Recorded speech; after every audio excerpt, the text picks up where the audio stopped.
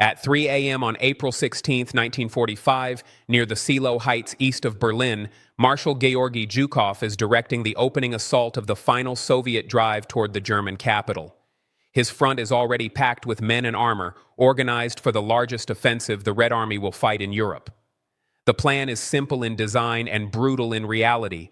Break the German line on the Oder River, force a path west, and reach Berlin before the war ends on anyone else's terms. Zhukov is not operating in a vacuum. He is competing under pressure from Joseph Stalin, who wants Berlin taken quickly and decisively, both for military closure and political dominance. Stalin has already positioned another Soviet commander to the south, creating a race that is deliberately political. For Zhukov, speed is not just a battlefield preference. It is survival inside a system where delays can be punished even after victory. That pressure shapes decisions at every level, and it helps explain why the first day becomes so costly. The German defense in this sector is thin compared to earlier years of the war, but it is not weak.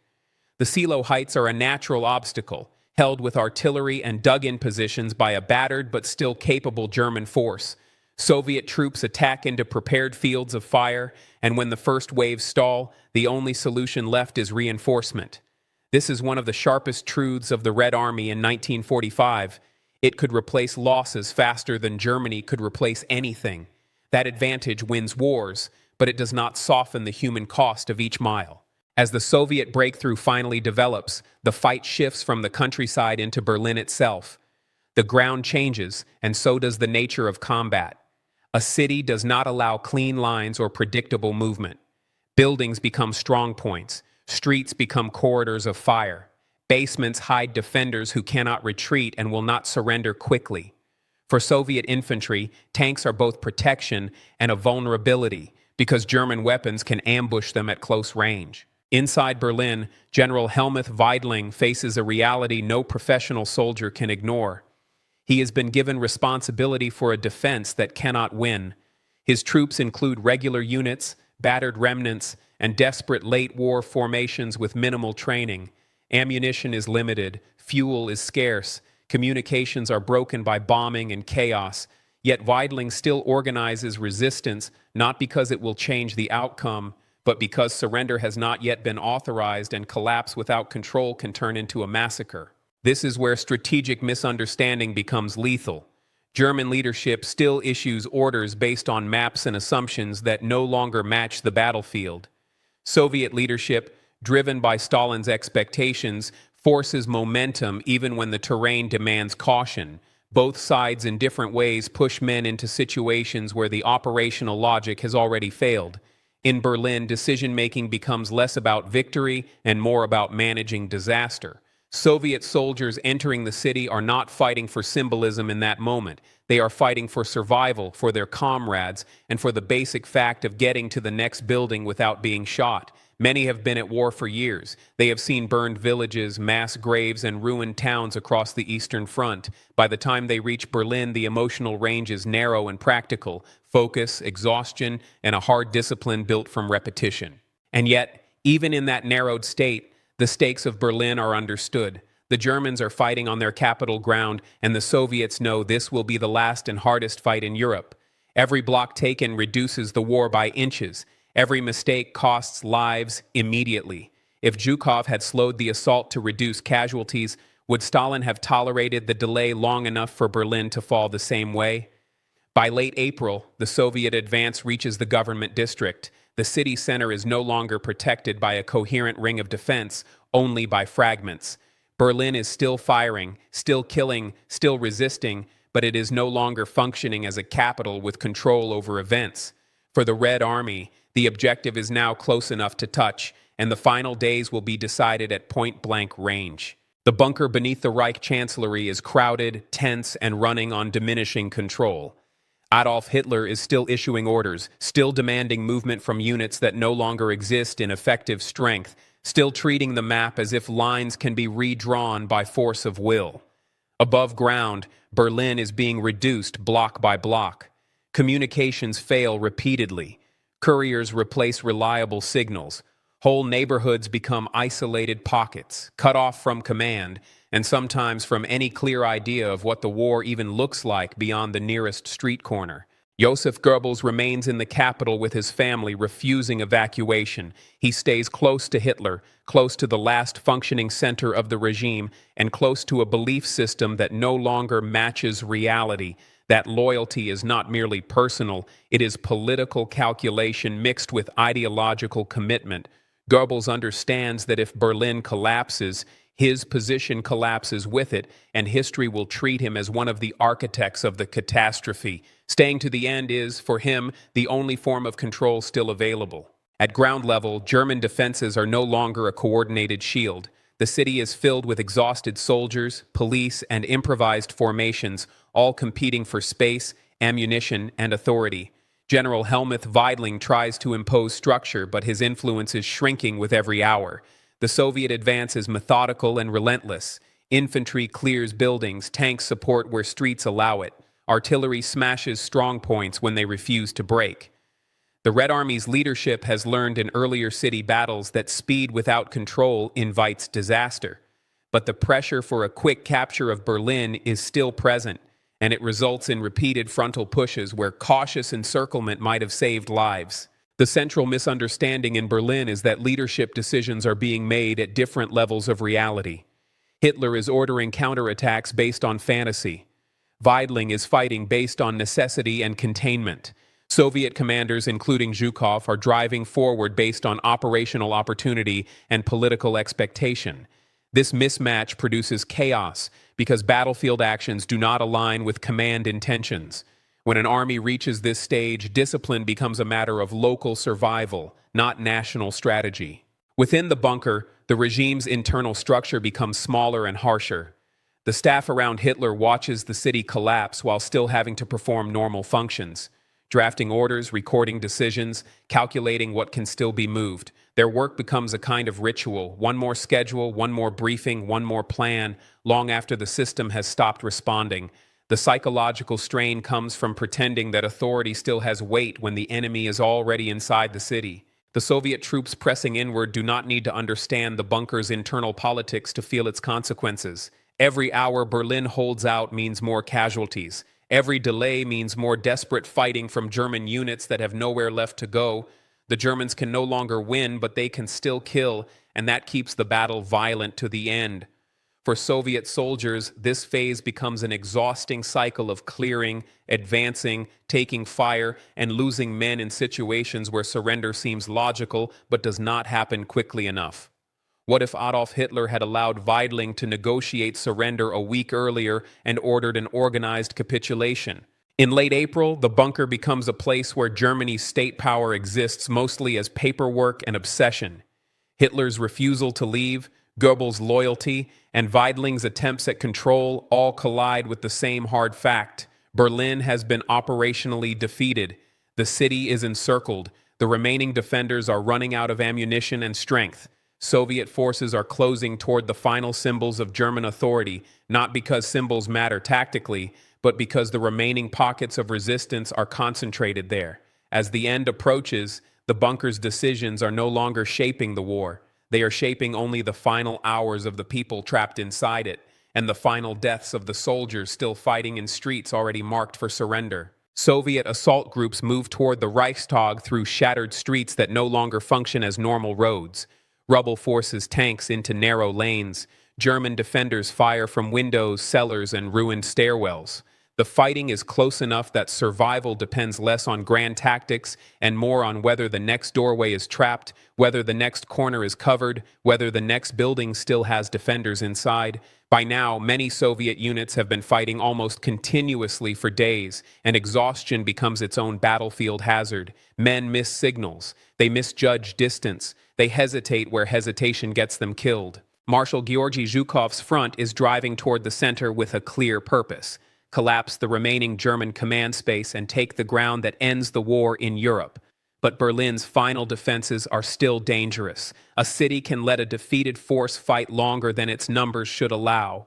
German positions are dispersed, not concentrated into a single line. That means the Red Army cannot simply break through once and roll forward. It must clear every pocket, and the pockets do not announce themselves until someone is hit. German command in the city is barely holding together. General Helmuth Weidling continues trying to control a defense that is becoming a collection of separate fights. His men are dealing with limited ammunition and a growing sense that the war is ending around them. Some units retreat without orders. Others refuse to retreat even when staying means annihilation. This is what happens when a command system fails in place. Soldiers stop believing their leaders can protect them, and individual choices replace coordinated plans. The Reichstag is not the military headquarters of Berlin, but it becomes a central objective because it sits inside the final zone of resistance and because it carries political weight for both sides. Soviet leadership understands that images of its capture will matter far beyond the immediate battle. That awareness increases urgency. It also creates risk, because when symbolism enters decision-making, it can distort priorities. The Red Army has already paid heavily to reach this point. Now it must decide how much more to spend for a building that will not change the battlefield, but will announce the end. Soviet infantry attacks the Reichstag through fire and collapsing structure. The defenders inside are a mixture of soldiers and late war formations fighting from interior rooms, corridors, and stairwells. Smoke from fires and dust from explosions limit visibility. The sound inside the building becomes a tactical problem. Gunfire echoes, shouted commands are lost, and units can become separated within minutes. Men get wounded and cannot be retrieved quickly. Others continue forward because stopping would jam the assault. This is also where the operational logic becomes harshly clear. The Germans are no longer defending Berlin to win. They are defending it to delay, to avoid capture, and in some cases to obey orders that still exist on paper. The Soviets are no longer fighting to open a path west. They are fighting to close a war that has consumed millions of lives. That final objective compresses everything into speed, and speed increases mistakes. What if Joseph Goebbels had ordered Berlin's remaining defenders to cease fire the moment Soviet troops reached the Reichstag? By the night of April 30th and into May 1st, Soviet forces begin raising red flags over the Reichstag as fighting continues around and inside it. The images will later become one of the most recognized symbols of Soviet victory. But on the ground, there is no clean moment of triumph. Men are still dying within sight of the flag. Wounded soldiers are still being carried through hallways. German holdouts still fire from pockets that refuse to accept surrender without direct confrontation. The city is now effectively broken in every operational sense. Berlin cannot move reinforcements, cannot coordinate defense across districts, cannot keep its command structure intact. Yet the killing continues because isolated groups can fight independently even after a capital is no longer a functioning military system. For the Soviet soldiers in the center, the meaning of victory is not yet celebration. It is one more building, one more room, one more hour of staying alive in a city that is almost finished, but not finished enough. The German command in Berlin is collapsing into surrender procedures under conditions that are still dangerous and confused. General Helmuth Weidling understands what the battlefield has been saying for days. There is no path left. The city's defenders are scattered, starving for ammunition, and surrounded. On May 2, 1945, Weidling orders the remaining forces in Berlin to stop fighting. It is not a dramatic final battle plan. It is an attempt to prevent pointless deaths and regain a small measure of control over the chaos. For Soviet troops, the change does not arrive as a clean signal. Even after the surrender order, scattered shooting continues. Some German soldiers do not receive the message. Others refuse to accept it. Mines, snipers, and holdouts remain. The first reality of victory is still tactical. A soldier cannot relax simply because a city has surrendered on paper. Survival takes time to catch up with history. Marshal Georgy Zhukov receives the results with the satisfaction of a commander who has achieved his objective, but not with relief. He is operating under a system that does not reward quiet reflection. Zhukov knows the political meaning of Berlin's capture. He also knows the cost, and that the cost will not be openly debated. The Soviet system will celebrate numbers and symbols.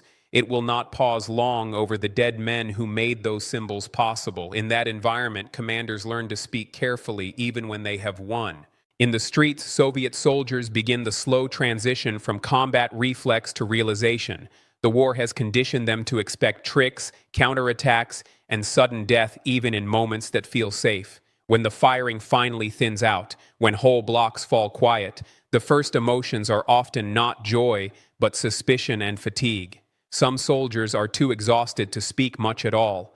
Others react with immediate physical hunger, tearing open captured rations, smoking, sitting down wherever they can, because the body still dictates the mind. What they said when Berlin fell was rarely a speech. It was fragments, short statements, practical observations. A soldier telling another, in plain words, that the Germans were done. A remark about how the buildings looked. A warning not to step into doorways too quickly. A quiet sentence about getting through it alive. In the Red Army, years of war had trained men to control emotion in public because discipline mattered and because vulnerability could be punished. When Soviet soldiers did allow themselves to speak honestly, it often came out as blunt exhaustion. They wanted the killing to stop, and they wanted to go home. The leadership above them does not allow much time to process. Joseph Stalin expects results and control. A captured capital is not only a battlefield achievement, it is a political possession. Orders follow quickly: secure documents, secure prisoners, secure communications, establish patrols, restore traffic control, locate enemy leadership. Even after surrender, the system demands momentum. Soviet command cannot treat Berlin as an ending. It must treat it as a transition to occupation and negotiation. This is where strategic priorities become cold. Moscow's concern is not only that Berlin has fallen, it is that Berlin must not slip into disorder that undermines Soviet authority. That is why discipline becomes a second battle. Officers are responsible for preventing chaos inside their own ranks. They are also expected to extract information, enforce order, and establish visible control. Victory becomes administration, and administration is its own kind of pressure. What if Joseph Stalin had ordered Zhukov to halt operations immediately and lock down Berlin with minimal further advance? For the men on the ground, the fall of Berlin carries a different meaning. Many Soviet soldiers have lived through the retreat of 1941, the starvation, the mass death, the destruction of their towns. They have buried friends in forests and fields across Eastern Europe. Now they are standing inside the enemy capital, seeing Germans surrender in groups, watching officers hand over pistols, watching civilians come out cautiously with white cloths and empty hands. The moment feels unreal not because it is symbolic, but because it is finally quiet enough for the mind to register what the body has survived. By the end of that day, Soviet troops understand that Berlin is finished. The war is not yet formally over in Europe, but the last German capital has been taken, and the regime has been broken beyond repair. Many soldiers do not cheer. They simply keep moving, keep watching, and try to grasp a truth that has taken 4 years to arrive. Soviet troops move through Berlin as occupiers, not assault troops. Their posture changes first, then their routines. Weapons stay ready, but the mission becomes control. Guard intersections, search buildings, collect prisoners, secure government facilities, and prevent organized resistance from reforming. What was once a battlefield is now a city filled with civilians, wounded soldiers, and the wreckage of a regime that collapsed without a clean ending. In the days after Berlin's surrender, the war in Europe ends formally with Germany's unconditional surrender. Adolf Hitler is already dead, and the Nazi command structure is trying to dissolve into paperwork, orders, and personal escape attempts. The final German capitulation does not erase the dangers on the ground. There are still accidents, isolated shootings, and confusion among units that have spent years fighting to the last moment. A war does not turn off instantly. It winds down unevenly, leaving behind gaps where violence can still happen. For Marshal Georgy Zhukov, Berlin is both the climax of a career and the beginning of a new political reality. The Soviet Union will hold victory parades, issue medals, and publish triumphal reports, but it will also enforce discipline on memory. Soviet veterans will be celebrated as heroes, yet expected to remain loyal, quiet, and aligned with the official narrative. Zhukov himself will learn that military glory does not always protect a man inside Stalin's system. In that environment, victory can become another form of vulnerability. Joseph Stalin is now shaping the post-war order as aggressively as he shaped the final offensive. The occupation of Berlin is not only about defeating Germany, it is about controlling what comes after Germany. Stalin's priorities are strategic and practical: secure territory, secure influence, and make sure no future threat rises from the same direction. That is why Soviet forces move quickly to establish authority. It is also why the political borderlines of Europe harden so fast after the shooting stops. For Soviet soldiers, the meaning of Berlin becomes complicated as soon as the fighting ends. Some experience a raw satisfaction that they survived, that they reached the enemy capital, that the war did not take their life the way it took so many others. Others feel only exhaustion and grief. Many have no family left to return to. Some have been away so long that home is no longer a place they can imagine clearly. The Red Army is victorious, but victory does not restore the years that were taken. German civilians begin to emerge from cellars and ruined apartments, cautious and thin. For them, the end is not a celebration. It is a reckoning and an uncertain future under foreign occupation. Many are terrified of Soviet troops, and some fears are grounded in real violence that occurs in the chaotic aftermath. Soviet command tries to enforce order, but enforcing order across a devastated city requires time, discipline, and leadership that is not equally strong at every level. One of the hardest truths of occupation is that the battle for control does not end when the enemy surrenders. It simply changes shape. General Helmuth Weidling becomes a prisoner. His decision to surrender cannot erase the fact that Berlin fought to near total ruin. But in the final days, he acted more like a military professional trying to reduce pointless death than a man seeking personal glory. His fate is sealed regardless. Berlin demanded surrender too late for mercy to matter much. Joseph Goebbels chooses death rather than capture. His final act is not a tactical decision, but a personal refusal to live in the world he helped destroy. The bunker that once produced orders becomes a grave. The regime does not fall with a single explosion or a final military confrontation. It collapses into silence, suicide, and surrender documents signed by men who know they have lost everything. For the Soviet soldier standing in Berlin after the fall, the most honest conclusion is often the simplest. The enemy capital has fallen, the firing has stopped, the war in Europe is ending, the body is still shaking from exhaustion, the mind still scanning for danger, and the future still feels uncertain. Some will speak quietly about going home. Some will not speak at all. A few will look at the shattered city and understand that this victory was bought at a scale that cannot be fully explained. Berlin's fall closes one chapter of history and opens another that will last for decades. The Soviet Union will leave Berlin not as a liberator passing through, but as a power determined to stay. The Western Allies will confront a new strategic reality, and the men who fought their way into the city will carry the memory of it in private, long after speeches and parades have faded. In the end, what Soviet soldiers said when they realized Berlin had fallen was often not a slogan. It was a short sentence spoken to the man beside them: "It's over here and we lived."